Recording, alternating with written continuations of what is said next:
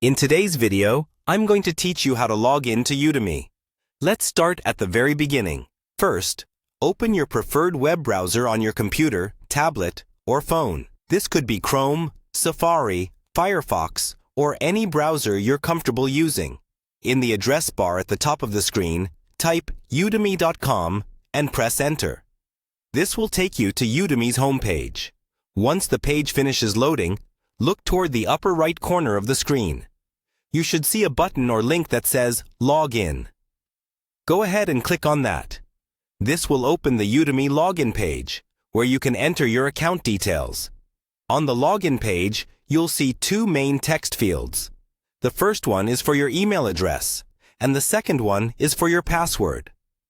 In the email field, carefully type the email address you used when you created your Udemy account. Make sure there are no extra spaces before or after your email, and double-check for any typing errors, since even a small mistake can prevent you from logging in. Next, click on the password field and enter your Udemy password. Be mindful of uppercase and lowercase letters, as passwords are case-sensitive. If you're using a shared or public computer, it's a good idea to leave the Remember Me option unchecked, if you see one, so that your account stays secure. If you ever forget your password, look for a Forgot Password link near the password box. Clicking that will guide you through resetting your password using your email address. Just follow the instructions Udemy sends to your inbox.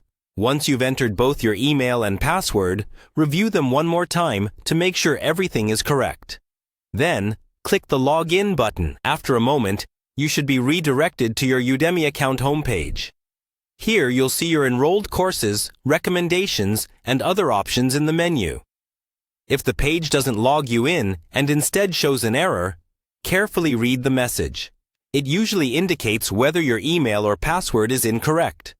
In that case, try retyping your details or use the password reset option. And that's all there is to it. By following these steps, you can quickly and safely log in to Udemy and get right back to learning.